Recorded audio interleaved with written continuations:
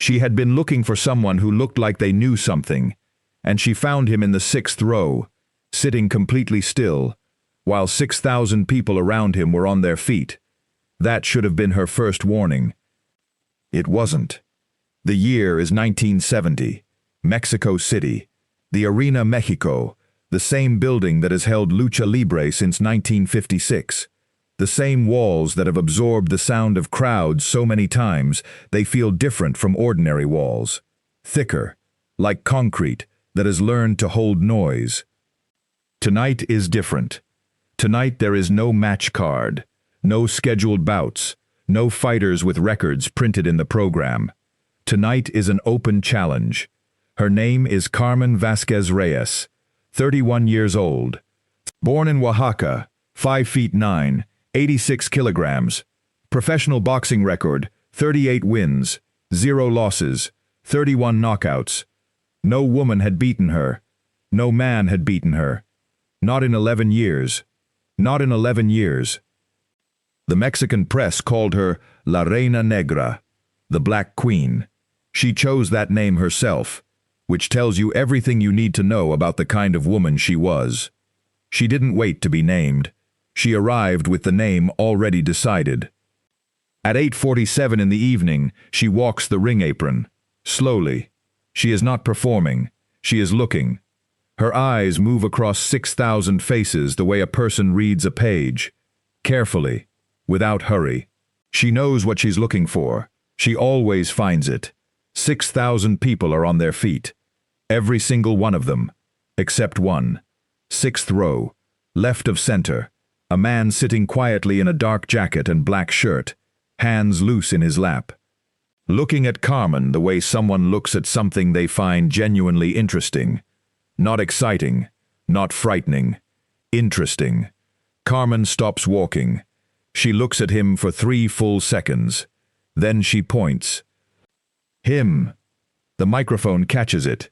6,000 people hear it. 6,000 heads turn toward the 6th row. The quiet Chinese man. A pause. I have been waiting for someone who looks like he knows something. Another pause. Come prove it. 6,000 people turn back toward the 6th row. The man in the 6th row doesn't move immediately. He looks at Carmen for 1 moment longer. Same expression, unchanged. And then he stands up. He walks toward the ring. His name is BruceLee, 30 years old, 63 kilograms, in Mexico City for 3 days of meetings about a film that may never get made. He came to the Arena Mexico tonight because a friend had a spare ticket. He had no intention of being in this ring. He has intentions now. Mexico City in 1970 is a city still catching its breath. 2 years earlier it hosted the Olympics. The world watched the new stadiums, the new roads, the modern surface. The cameras loved it. But beneath that surface, the city was what it had always been. Enormous, layered, alive in the way that only old cities are alive, because something ancient is always pushing up through the modern ground. The Arena Mexico sits in the Doctores neighborhood. Working class. The streets smell of corn masa and diesel, and something older that doesn't have a name. The arena holds 16,000 at full capacity. Tonight fills a third of that. 6,000 people who came for something they couldn't quite explain, but would have called, roughly, the real thing. Not a scheduled fight, not a promoted card. The real thing. Open challenges have a specific energy, different from scheduled bouts. In a scheduled bout, fighters prepare for each other. They study film. They build a game plan. They try to eliminate surprise. Open challenges run on surprise entirely. Anyone from the crowd, any background, any level of preparation or none at all. Carmen has done this 11 times in 3 years. 11 different cities. 11 different men who stepped out of the crowd. None lasted 2 minutes. Most were stopped in the first. The promoter that evening is a man named Hector Ruiz Montoya, 52 years old, white shirt, no jacket. 25 years of producing events in this city. He has a promoter's instinct, the ability to feel, before anything visible happens, when an evening is about to shift from an event into something people will talk about for the rest of their lives.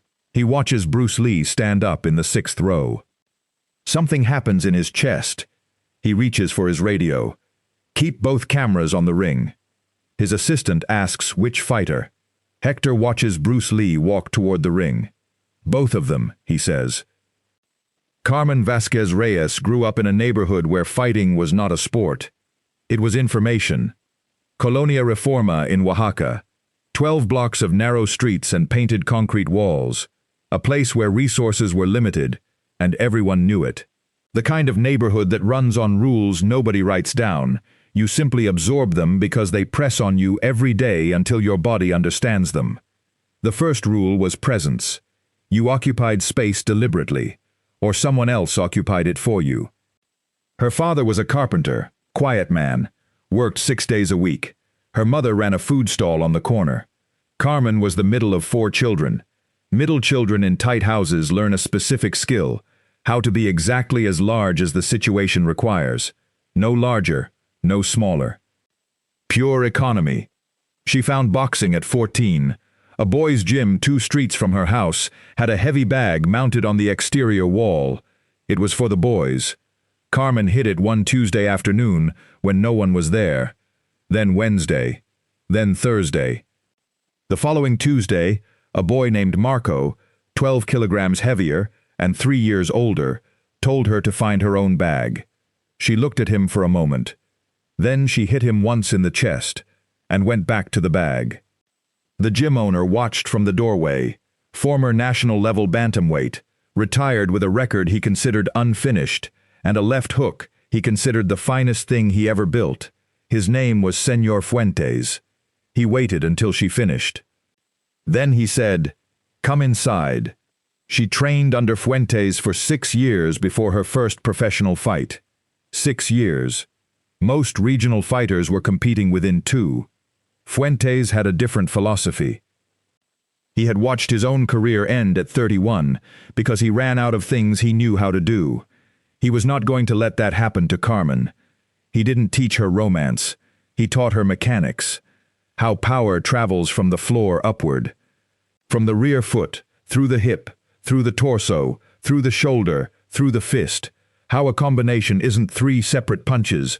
It's one continuous event with 3 contact points. How the chin, the liver, the solar plexus, and the lateral neck aren't targets. They're addresses. You don't aim at them in the abstract. You know their exact location on every body, and you deliver to the address. Her first professional fight lasted 44 seconds. By her 15th, she had something the regional circuit had never seen from a female boxer. A journalist once asked Fuentes to describe his fighter. He wasn't a man who used poetic language. He thought for a moment and said, "She arrives before you're ready. That is all." The journalist printed it. It was accurate. By 1970, she was 31 years old, 38 fights, 0 losses, 31 knockouts, 11 open challenges, 11 identical results. She had started doing the open challenges in 1967 because the women's circuit had stopped producing opponents she could learn from. Simple reason, she was bored. And boredom in a fighter of her quality was dangerous. The open challenges solved the boredom problem. They introduced the one variable that training cannot manufacture, the unknown. In 11 challenges, she had never once felt the unknown feel large, until the 6th row. Bruce Lee climbs through the ropes at 8:51. He doesn't jump in dramatically. He places one hand on the middle rope, steps through, and straightens. 4 seconds. That's all it takes. And somehow those 4 seconds communicate, without any intention to communicate anything, that this man does not need the entrance to do any work for him. 6,000 people are looking at him. He looks at Carmen, not at the crowd, not at the cameras, not at the referee, at Carmen, specifically at her right shoulder, the dominant one, the shoulder that carries 31 knockouts, the one that loads before her right hand, the one with a small elevation, less than 2 centimeters, that shows up about 70 milliseconds before her strongest punch. Bruce Lee identifies this before he finishes climbing through the ropes. He files it away. The referee walks to the center of the ring. Former Mexican lightweight. 9 years officiating. He has worked 2 of Carmen's previous open challenges and never once felt the need to leave his chair during the pre-fight formalities. Tonight, he left his chair before Bruce Lee finished climbing through the ropes. He looks at Bruce, then at Carmen, then back at Bruce. He speaks in Spanish. Bruce's Spanish is limited but functional. He catches the important words: name, agreement, stop if requested. He nods. Carmen is already studying him, the way she studies all 11 previous challengers. Taking inventory, weight, reach, stance, balance. The way a body holds itself when it believes it is in danger. She finishes quickly. Then she adds one item she has never added before. This one doesn't look like he believes he's in danger. She files that too. The referee steps back. 6,000 people make no sound, which in the Arena Mexico, a building that has held 6,000 screaming people for 14 years, is the loudest thing these walls have ever contained. Carmen doesn't move immediately. This is unusual. In all 11 previous challenges, Carmen moved within 4 seconds. Not aggressively, precisely, to establish distance, to gather the first information about how this new body responds to pressure. Tonight she waits.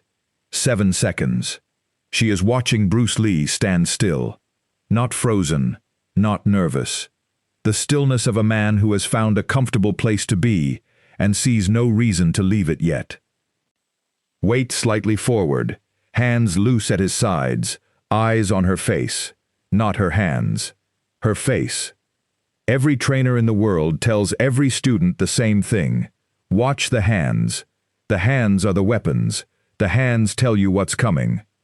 Bruce Lee is watching her face. Carmen finds this interesting. She steps forward, a measuring step, designed to produce a reaction she can read. Bruce Lee does not react. She steps again, now within jab range. Bruce adjusts his weight, slightly, almost invisible, but Carmen sees it, the small transfer from rear foot to front, the shift in his center of gravity. He shifted toward her, not away, toward. She stops. She stops. That does not fit. People who are outweighed and outexperienced in a boxing ring do not shift toward the danger. They retreat, or they freeze, or they do something emotional with their feet that gives away everything. This man shifted toward her, deliberately, without any visible understanding of what he just communicated. She decides to test the hand speed. She throws a jab. Not full commitment. 60%. A measuring punch. Find the distance. Find the reaction time. It finds air. Bruce Lee's head is no longer where it was. He moved before the punch arrived. Not as a reaction to the punch. That would be impossible at this distance, at this speed. He moved as a response to the pre-motion. The shoulder load. The 70 millisecond signal. He read the shoulder. Carmen lands, immediately throws the cross. Harder now, 80%. Air again. He moved inside it. Not away, inside, into the space between the jab and the cross, where her guard is momentarily rebuilding itself. Carmen has been in that space before. She has been the one entering it. She has never had someone enter it against her. She steps back, resets. An old man in row 12, been coming to this arena since 1961, seen things here he has never been able to fully describe, leans forward so far that the man behind him can no longer see the ring. He doesn't move back. He has forgotten about the man behind him. Carmen has a combination that ended 22 of her 31 knockouts. Fuentes stripped her arsenal down to what was necessary. What remained was this: a jab to establish position, a right cross to the jaw, and a left hook to the body, the moment the opponent drops their guard to protect the jaw. 3 punches, 1 continuous event, 3 addresses. She has thrown it 2,000 times in training. She has thrown it 22 times in professional fights. 22 times it has ended the same way. She loads it now. Bruce Lee sees the shoulder rise. Not a guess. Not a feeling. He sees it. The jab comes. Bruce slips outside. The cross follows. Bruce rolls under. The hook to the body. Bruce is not there. He is 18 inches to Carmen's left, standing in the space she just vacated, weight balanced, hands still loose at his sides. Carmen turns, looks at him. For the first time in 11 years of professional boxing, something crosses her face that is not focus or calculation or controlled aggression. Something that takes her a moment to name. Surprise. 6,000 people exhale simultaneously. One sound. 6,000 people. One breath. The referee, who has been standing at the ropes rather than his chair because something told him to stay close, takes one step toward the center of the ring. Then he stops himself. This is not over. This has barely begun. Carmen resets. Shoulders down. Chin tucked. She has been in difficult moments before. Not many, but some. She knows what to do when a fight doesn't go as expected. You go back to the foundation. You breathe. You look. She looks at Bruce Lee. He is watching her with that same focused expression. Not worried, not surprised, not pleased with himself. Still reading. She throws again. This time a 4-punch combination, adding a second right hand at the end. A change she makes on the spot, something she rarely does, because combinations are not improvised things. They are built over years, and refined, and trusted. She improvises because she needs a different result. The first punch misses. The second misses. The third, a left hook, grazes his shoulder. The lightest contact. Not enough to matter. The fourth punch. She stops it herself. Her fist is 6 inches from Bruce Lee's jaw, and Bruce Lee's open right palm is already resting against the side of her face. Not pushing, not striking. Resting. The way you might rest your hand against a wall to check if it's warm. Gentle. Completely still. Carmen freezes. 6,000 people freeze with her. The referee takes one full step forward and stops. He looks at both of them. He opens his mouth. He closes it. He closes it. He doesn't have the words yet. Nobody in the Arena Mexico has the words yet. Because what they are looking at does not fit inside any category any of them brought with them tonight. Carmen's fist is 6 inches from Bruce Lee's jaw. Bruce Lee's open palm is resting against Carmen's face. Neither of them is moving. The building is completely silent. Then Carmen slowly lowers her fist. Bruce Lee gently lowers his hand. They look at each other. And Carmen Vasquez Reyes, 31 years old, 38 fights, 0 losses, 31 knockouts, 11 years without a single defeat, takes one step back. One step. Not from fear, from recognition. 6,000 people do not know what they just saw. They know something happened. They felt it, in their chests, in the backs of their necks, in the particular way a body responds when it witnesses something it cannot categorize. But they don't have the language for it yet. The referee walks to the center of the ring slowly. He has refereed 94 professional bouts. He has seen stoppages, knockouts, technical decisions, corner retirements. He has never seen anything like what just happened in this ring. He looks at Carmen. He looks at Bruce Lee. He says nothing. Carmen is the one who speaks first. Her voice is quiet. Not the voice she uses before a fight. A different voice. The voice a person uses when they are talking to themselves and happen to be overheard. How did you know? Bruce looks at her. Your shoulder. Before the right hand. It rises. She is quiet for a moment. By how much? Less than 2 centimeters. For about 1/10 of a second. She looks down at her right shoulder. Like she is seeing it for the first time. Fuentes never told me that. Fuentes probably never faced someone looking for it, Bruce says. She looks up at him. Something shifts in her face. Not softness exactly, more like the expression of someone who has just understood that the map they have been using is accurate, but incomplete. She nods slowly. Show me. It is not a question. It is not a demand. It is the simple, direct request of a craftsperson who has just discovered there is something they don't know and wants to know it. Bruce nods once. He extends his right hand, palm up. Not a fighting posture, an offering. Give me the jab, half speed. Carmen looks at him for a beat. Then she throws the jab at half speed. Bruce Lee's head moves, not dramatically, an inch to the right, timed not to the punch, to the shoulder. Again, he says. She throws it again. Same result. You're not reacting to the punch, she says. No. You're reacting to me loading it. Yes. She stands with that for a moment. 6,000 people are completely silent. Nobody is sitting. Nobody is talking. Nobody is looking at their program or their neighbor or the exit signs. 6,000 people are watching two fighters have a conversation in the center of a boxing ring. And somehow, although this is not what any of them paid for, not what the poster advertised, not what the promoter planned, it is exactly what they came for. Hector Ruiz Montoya, at ringside, has not moved in 4 minutes. He will later say to his wife, sitting at the kitchen table at 2 in the morning with 2 cups of coffee between them, I have produced events for 25 years. I have never once seen a building go quiet like that. Not quiet like people waiting, quiet like people listening. Like every single person in that building understood that something was being said and they did not want to miss a word of it. His wife will ask what was being said. He will think about it. I'm not sure it had words, he will say, but everyone understood it anyway. They spoke for 11 minutes in that ring.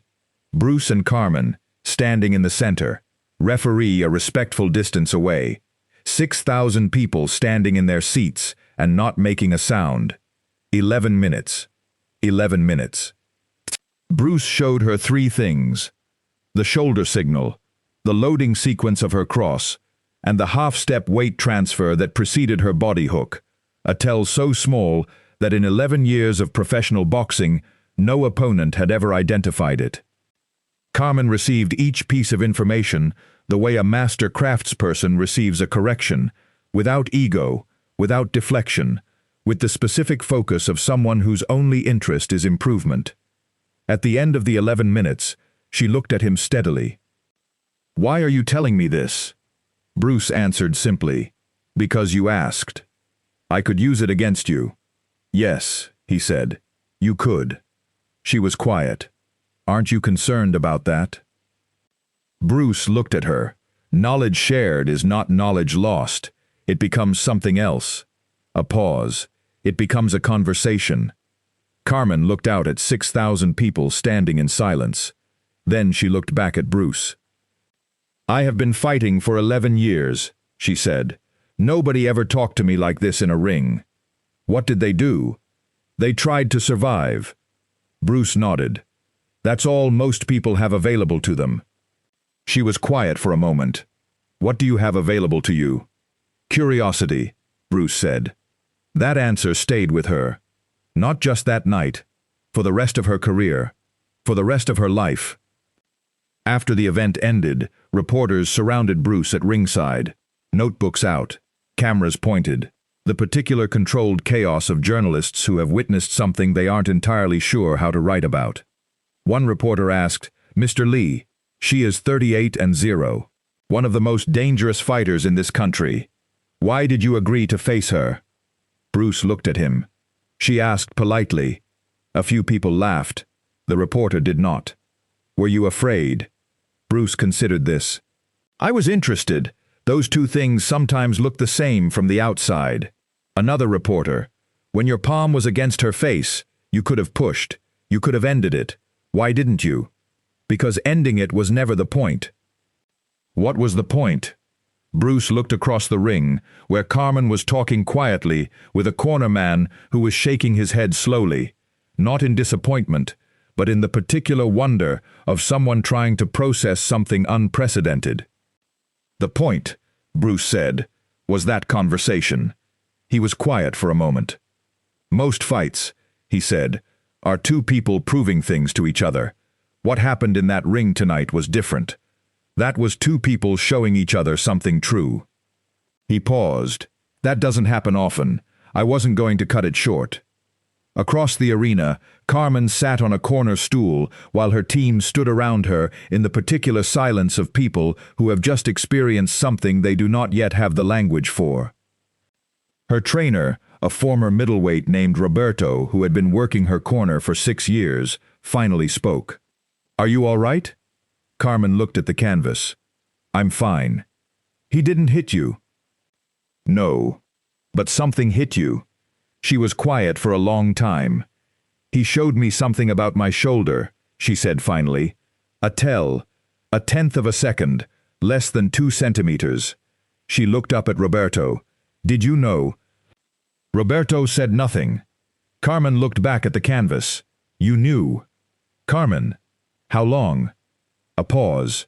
3 years, Roberto said quietly. "Maybe 4. I kept thinking I'd find the right moment to fix it. And then you kept winning and it seemed like it didn't matter." He didn't answer. She nodded slowly. "Because nobody was looking for it." She was quiet. He was looking for it before he finished climbing through the ropes. That night, in her hotel room, Carmen sat at the small desk near the window with the Mexico City lights outside and a notepad in front of her. She wrote one sentence. She wrote it in the center of the page and underlined it twice. "The things that haven't beaten you yet are not the same as the things that can't beat you." She looked at it for a long time. Then she picked up the pen again and wrote one more line beneath it. "Find them before someone else does." She kept that notepad. She kept it in the drawer of every desk she would ever own for the rest of her life. In training camps, in hotel rooms, in the small office above the gym she opened in Oaxaca in 1981. Every time she moved, the notepad moved with her. She never added anything to the page. Those 2 sentences were enough. In the months after Mexico City, Carmen changed 2 things about how she trained. The first was mirrors. She installed 4 full-length mirrors along one wall of her training space and spent 1 hour each day doing nothing but watching herself throw combinations in slow motion, not looking for what worked, looking for what showed. The shoulder tell disappeared in 6 weeks. 2 more tells she had never known she had disappeared in the following 3 months. Her already formidable record became something else. Her opponents stopped reading anything at all. For the last 4 years of her career she was not simply undefeated, she was unreadable. And she had a quiet Chinese man in a dark jacket and 6,000 silent witnesses to thank for that. The second thing she changed was her open challenges. She kept doing them, but the purpose shifted. Before Mexico City, the open challenges were about finding someone she could learn from through difficulty. After Mexico City, they were about finding someone she could have a conversation with. She found that person twice more in her career. Neither conversation went as long as 11 minutes, but both were worth more than the result. Years later, a young boxer from her gym, 19 years old, 2 professional fights, the specific impatience of someone who is talented enough to win easily and not yet experienced enough to understand why easy wins are the most dangerous kind, asked her about the best fight she ever had. She smiled. "I had one fight where my opponent never threw a serious punch." The young boxer frowned. "That doesn't sound like much of a fight." "No," she said. "It wasn't a fight at all." "Then why was it the best one?" Carmen looked out the window of her office at the city below. Oaxaca in the afternoon. The streets the color of dried earth. The smell of corn masa rising from somewhere she couldn't see, but knew exactly where to find. "Because I came in undefeated," she said, and walked out changed. The young boxer didn't fully understand this. Carmen knew he wouldn't, not yet. Understanding like that requires a specific kind of experience first, the experience of being so certain you are right about something that you have stopped being curious about whether you might be wrong. "Keep asking questions," she said. "That's the only advice that matters." He nodded. not fully convinced. She watched him walk back to the training floor. Then she opened the drawer of her desk and looked at the notepad. The same notepad. 40 years old, the page slightly yellowed, the 2 sentences still clear. The things that haven't beaten you yet are not the same as the things that can't beat you. Find them before someone else does. She closed the drawer and went back to work. 6,000 people were in the Arena Mexico that night. They came for a knockout. They got something they didn't expect and couldn't fully name, something that settled in their chests differently from excitement, that stayed with them longer than the memory of any punch they had ever watched land. They watched the greatest fighter in the building discover something about herself from the smallest man in the room. They watched a palm rest against a jaw, not pushing, not striking, just resting, and produce a silence that 11 years of knockouts had never produced. 9 seconds of contact, 11 minutes of conversation, and a notepad with 2 sentences that lived in a desk drawer for 40 years. Carmen Vasquez Reyes never lost a professional fight. Her record at retirement stood at 52 wins, 0 losses, 41 knockouts. But the night she remembers is not any of those 52 wins. It's the night she stepped back 1 step, because she recognized something true. That step cost her nothing, and it changed everything. Bruce Lee left the Arena Mexico that night the same way he arrived, quietly, without announcement, through a side door and into the Mexico City evening. He had meetings in the morning. The film might not get made. There were things to think about. He thought about the shoulder signal. Less than 2 centimeters, 1/10 of a second. 3 years her trainer had known. Bruce Lee thought about what it means to know something and not say it. About the difference between a teacher who protects a student from difficulty and a teacher who prepares a student for it. About what gets lost in that gap. About what gets found when someone is finally willing to look. He walked 3 blocks to his hotel. He did not write anything down. He didn't need to. If this story said something worth hearing, subscribe, hit the notification bell. Every week, cinematic martial arts history. The next one is already waiting.